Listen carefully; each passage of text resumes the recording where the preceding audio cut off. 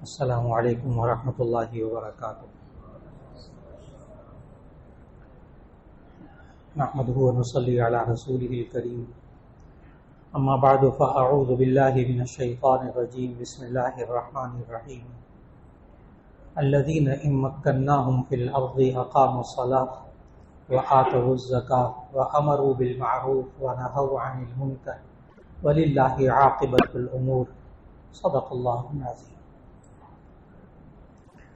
اللہ رب العزت نے قرآن مجید میں ہمیں زندگی کے ہر مرحلے کے لیے ہدایات عطا فرمائی،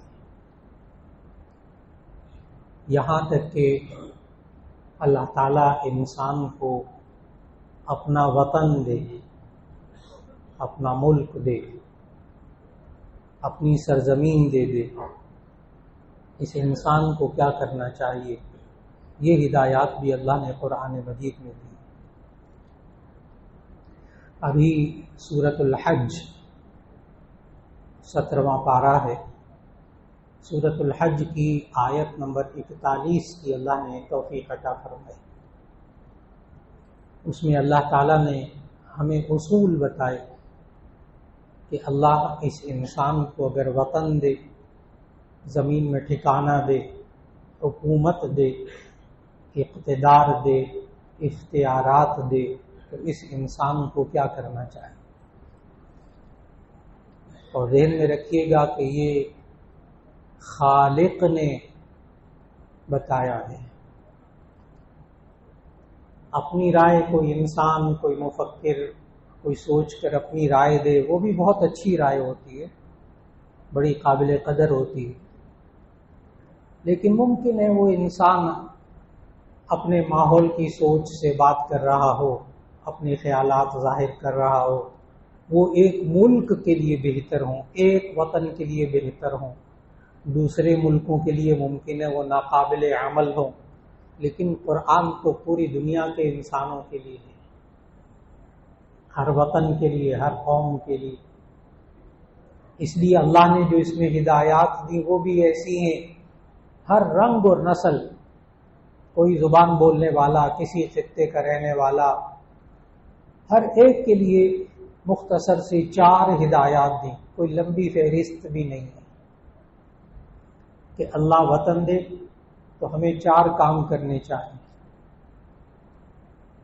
اور آیت کا جب آپ ترجمہ سنیں گے تو معلوم ہوگا کہ یہ 4 کام صرف حکومت کے کرنے کے نہیں، یہ اس وطن میں رہنے والے ہر شخص کی ذمہ داری ہے، کیونکہ ہمارے ہاں یہ ماحول بنا ہوا ہے، ساری الا بلا بگردن حکومت، جس کا اقتدار ہو اسی کو برا بلا کہنا ہے، جو اقتدار سے باہر بیٹھا ہو اس نے دوسروں کو برا بلا کہنا ہے، رواج۔ لیکن خود جو اہل وطن ہوتے ہیں وہ عام طور پر یہ سوال کرتے ہیں ہمیں کیا کرنا چاہیے، ہماری ذمہ داریاں کیا ہیں۔ آج قرآن مجید کی آیت تلاوت کرنے کا مقصد یہی ہے کہ اللہ نے یہ اسلامی جمہوریہ پاکستان کی صورت میں ہمیں ملک دیا، وطن دیا، یہاں آزادی دی، عبادات ادا کرنے کی آزادی، ملکیت کی آزادی، سوچ کی آزادی، مذہبی معاملات کی آزادی، یہاں تک کہ غیر مسلموں کے لیے بھی پاکستان کے اندر آزادی، اور پھر اس کے ساتھ ساتھ ہماری ذمہ داریاں کیا اس وطن کے اندر رہتے ہوئے، اور جن کو اللہ اقتدار دے ان کی ذمہ داریاں کیا۔ اللہ تعالیٰ نے جو آیت میں حکم فرمایا الذین ان مکناہم فی الارض، وہ لوگ کہ جن کو ہم مکان دیں، جگہ دیں، اقتدار دیں، حکومت دیں، وطن دیں، ان کو کیا کرنا چاہیے۔ نمبر 1، الذین ان مکناہم فی الارض، وہ لوگ کہ جن کو ہم زمین میں ٹھکانہ دیں، وطن دیں۔ پہلا کام اقاموا الصلاۃ، نماز قائم کریں، نماز قائم کریں۔ بہت سے حضرات ہوتے ہیں جب یہ باتیں سنتے ہیں نا تو وہ کہتے ہیں مولانا ہم سوچ رہے تھے کہ آپ آج کوئی نئے پوائنٹ بتائیں گے، وہ بیچ میں سے پھر نماز نکل آئی۔ مجھے خود کہتے ہیں مولانا آپ نے بات کو تو ایسے شروع کیا تھا جیسے پتہ نہیں آج کوئی نئے نکات سامنے آئے، اور جب بیچ میں بات آگے چلی تو بیچ میں پھر نماز آ گئی۔ اس کی وجہ عرض کروں، خالی نماز نہیں، اور یہ بات بھی سمجھ میں آ گئی کہ یہ حکومت والوں نے نماز نہیں پڑھنی، وہ تو پڑھیں گے، ان کے ذمہ بھی فرض، اور اہل وطن میں سے ہر ایک پر فرض۔ اس کا اجر اللہ آخرت میں دے گا۔ یہ اقام الصلاۃ کا حکم اللہ نے اہل وطن کو کیوں دیا؟ جب آپ اللہ وطن دے اپنا تو آپ نے کیا کرنا ہے؟ نماز قائم کرنی۔ یہ نماز پڑھنے سے کیا ہوتا ہے؟ اللہ آخرت میں اجر دے گا، سب کو پتہ ہے۔ لیکن ہماری اس زندگی پر، اس وطن پر اس کا کیا اثر ہوگا؟ یہ اللہ نے خود قرآن میں بتایا۔ ہماری نماز پڑھنے سے ہمارے اہل وطن کو کیا فائدہ ہوگا؟ ہر ایک انسان پاکستان میں رہنے والا، کسی بھی وطن میں رہنے والا چاہتا ہے کہ میرے ساتھ برا سلوک نہ کیا، میرے بچوں کے اندر یہ برائی نہ پائی جائے، میری بچیوں کے اندر یہ برائی نہ پائی جائے، ہمارے اندر سے برائی کا خاتمہ ہو جائے۔ ہر ایک شخص چاہتا ہے، ہر صحیح العقل شخص چاہتا ہے میں جس دفتر میں کام کرتا ہوں وہاں برائیاں نہ ہوں، خیانت وہاں نہ ہو، جھوٹ وہاں نہ ہو، چوری وہاں نہ ہو، بددیانتی وہاں نہ ہو۔ کون نہیں چاہتا؟ ہر ایک چاہتا ہے۔ ہر ایک چاہتا ہے کہ میری فیکٹری ہے، میرا ادارہ ہے، میرا دفتر ہے، باپ ماں چاہتے ہیں ہمارا جو گھر ہے نا اس کے اندر برائیاں نہ ہو۔ عجیب بات بتاؤں، آج ہر انسان چاہتا ہے بے حیائی نہ ہو، اور یہ پتہ کب چاہتا ہے؟ بہت عجیب بات عرض کر رہا ہے، یہ انسان کب چاہتا ہے میرے گھر میں برائی نہ ہو، بے حیائی نہ ہو؟ جب اس کی اپنی بچیاں جوان ہوتی ہیں۔ بہت عجیب مرحلہ ہوتا ہے، ساری زندگی جوانی میں خود کیا کرتا رہا اس طرف نظر نہیں آئے گی۔ جب اپنے جوان بچوں کو دیکھتا ہے، اپنی جوان بچیوں کو دیکھتا ہے، کڑتا ہے مولانا بس دعا کریں برائیوں سے بچا لے اللہ ہمارے بچے، نوجوان بچے بچیوں کو بے حیائی سے بچا لے۔ وہ جب ہاتھ سے معاملہ نکلتا وہ نظر آتا ہے نا، پھر انسان جاگتا ہے۔ یہ انسان کی نفسیات ہے۔ باہر آگ لگتی ہوئی دیکھتا ہے تو انسان کے اندر، وہ دل کے اندر تبدیلی پیدا نہیں ہوتی۔ جب اپنا دامن جلنے لگتا ہے بہت فکر لاحق ہو جاتی ہے، اب میرا اپنا دامن جلنے لگا ہے۔ جب ضرورت پیش آئے کہ یہ نماز قائم کرنے سے ملک کے اندر کیا ہوگا، سارے اہل وطن نماز پڑھیں، گھر کے اندر نماز کا ماحول ہو، کیا ہوگا؟ 21ویں پارے کی پہلی آیت پڑھ لیجیے۔ 21ویں پارے کی پہلی آیت، اتل ما اوحی الیک من الکتاب واقم الصلاۃ ان الصلاۃ تنہی عن الفحشاء والمنکر۔ آپ اس قرآن حکیم کی تلاوت کیجیے اور نماز قائم کیجیے، کیا ہوگا؟ ان الصلاۃ تنہی عن الفحشاء والمنکر، یہ نماز بے حیائیوں برائیوں سے روکتی۔ یہی ہم چاہتے تھے نا کہ ہمارے گھر میں سے، ہمارے ادارے میں سے، ہماری فیکٹری میں سے، ہمارے دفتر میں سے بے حیائیاں برائیاں سب ختم ہو جائیں۔ جی ساروں کو نماز پہ لگا دیں، یہ نماز خود اپنا کام کرے گی۔ ویسے روکنے والا اللہ ہے، ہمارا ایمان ہے، برائیوں سے بے حیائیوں سے روکنے والا اللہ ہے، لیکن اس آیت کا ترجمہ پتہ کیا ہے؟ ان الصلاۃ تنہی عن الفحشاء والمنکر، یہ نماز روکتی ہے بے حیائیوں برائیوں سے، یہ نماز روکتی، روکنے والا اللہ، روکے گا اللہ ہی،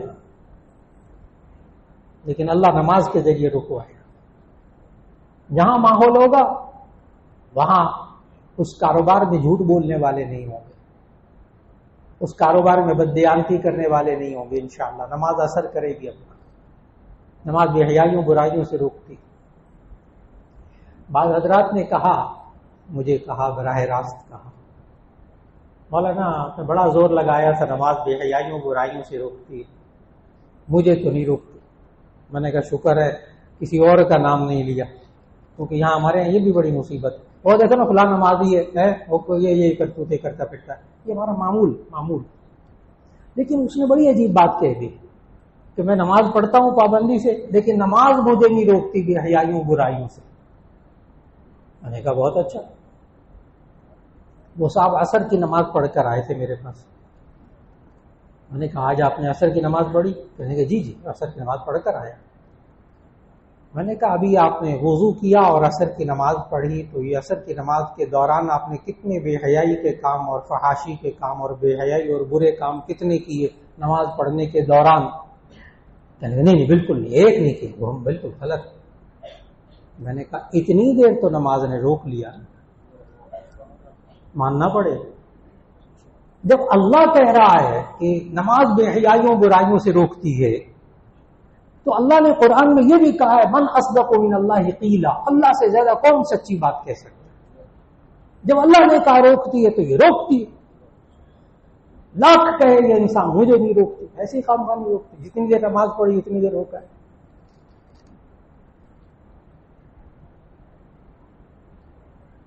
ایک دفعہ یونیورسٹی کے اندر اسی طرح ایک طالب علم نے کہہ دیا سر ہم نمازیں پڑھتے ہیں،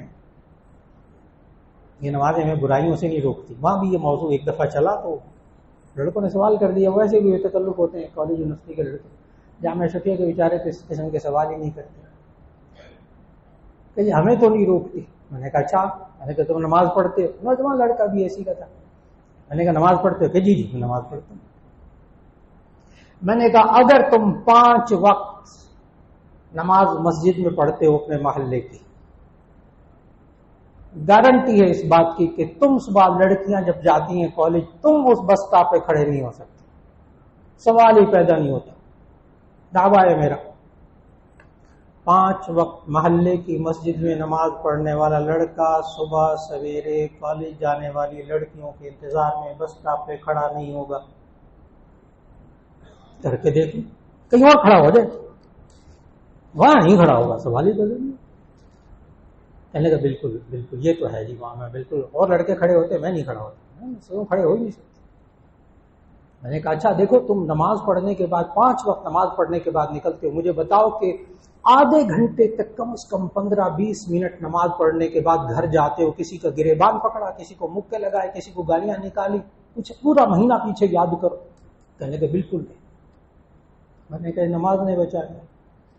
نوجوان نماز پڑھ کے مسجد سے باہر نکلے تو باہر نکل کر گالیاں نکالے گا، سوال ہی پیدا نہیں ہوتا.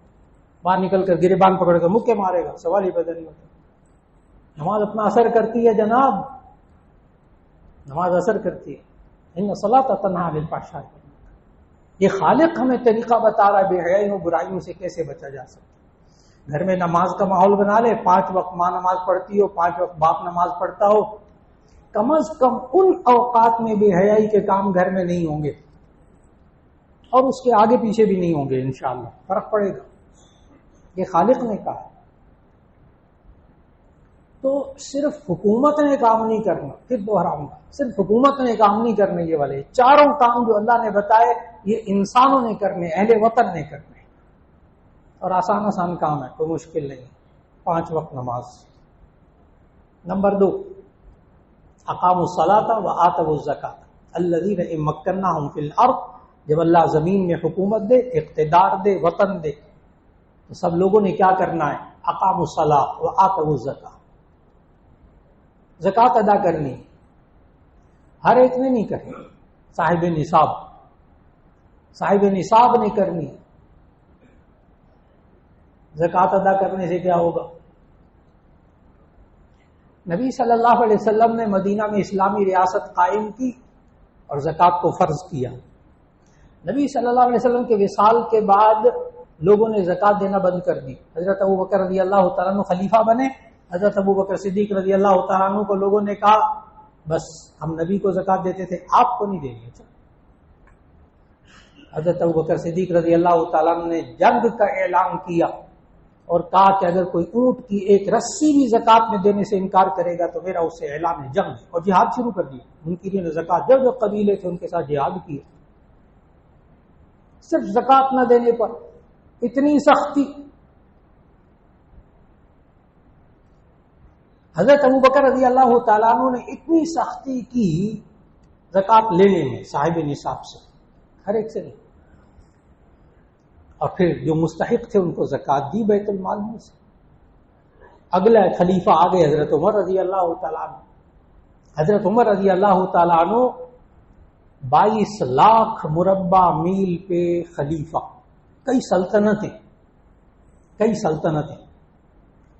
اور آخر میں کیا ہوا تاریخ کا حصہ ہے، آج تک کوئی اس دعوے کو نہیں جھٹلا سکا، آج تک کوئی مورخ نہیں جھٹلا سکا کہ حضرت عمر رضی اللہ تعالیٰ عنہ کے دور کے آخر میں یہ صورتحال ہو گئی تھی کہ 22 لاکھ مربع میل کے علاقے میں کوئی زکوٰۃ لینے والا غریب نہیں رہا۔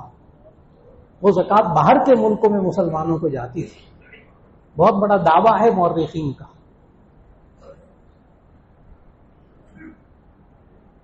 یہ نہیں ہے وہاں کوئی بھوکا نہیں سوتا تھا، 2 وقت کی روٹی ملتی تھی، کوئی غریب نہیں ہوتا تھا۔ جو قرآن نے اور حدیث نے، نبی صلی اللہ علیہ وسلم نے جو غریب کی تعریف بتائی ہے نا، فقیر کی، وہ تعریف سننے والی ہے جو دور فاروقی میں نہیں رہا تھا۔ بتا رہا ہوں کہ اگر وطن میں زکوٰۃ ادا کرنے کا نظام صحیح طریقے سے قائم ہو جائے تو کیا ہوتا ہے۔ یہ نہیں 2 وقت کی روٹی، بس بھوکا کوئی نہیں سوتا تھا اور جناب غریب کوئی نہیں ہوتا تھا۔ وہ غریب کی تعریف بھی سنے غور سے، فقیر کون ہوتا ہے۔ جہاں سورہ توبہ کی آیت نمبر 60 میں اللہ تعالیٰ نے 8 مصرف بتائے زکوٰۃ کے، انما الصدقات للفقراء والمساکین والعاملین علیہا، وہاں فقیر کی ڈیفینیشن تمام مفسرین نے لکھی ہے، وہی تعریف۔ فقیر کس کو کہتے ہیں اور غنی کس کو کہتے ہیں؟ فقیر کس کو کہتے ہیں؟ غنی، یعنی محتاج کس کو کہتے ہیں؟ مالدار کس کو کہتے ہیں؟ بہت واحد لائن ہے شریعت کے اندر۔ جو صاحب نصاب ہے وہ غنی ہے، جو صاحب نصاب نہیں وہ فقیر ہے، آپ اس کو زکوٰۃ دے سکتے ہیں۔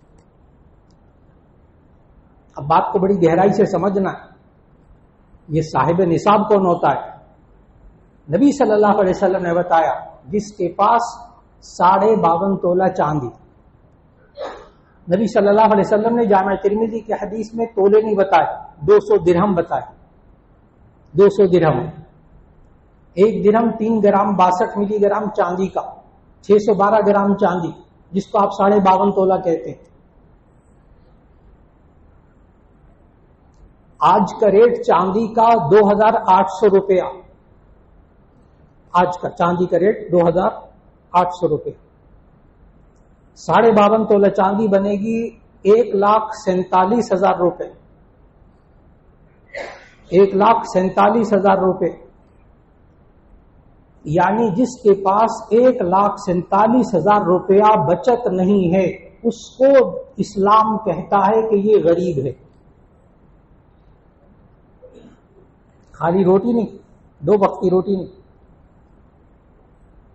1,47,000 روپیہ نہ ہو اور اس پر بھی سال گزرے، پورا سال بچے رہے پیسے، تب کہیں جا کر وہ فقیر کہلائے گا، آپ اس کو زکوٰۃ دے سکتے ہیں۔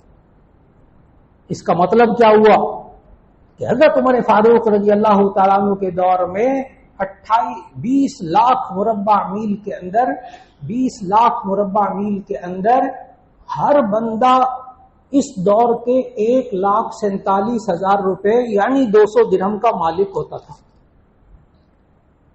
2 وقت کی روٹی نہیں جناب، یہ کوئی معیار نہیں ہے کہ 2 وقت کی روٹی کھانے کو ملے وہ غریب نہیں ہے۔ ایسے درمیان میں لکیر لگائیں گے یہ غریب ہے یہ مالدار ہے۔ 1,47,000 روپے، 200 درہم، اتنے مال کے مالک ہو گئے وہ لوگ۔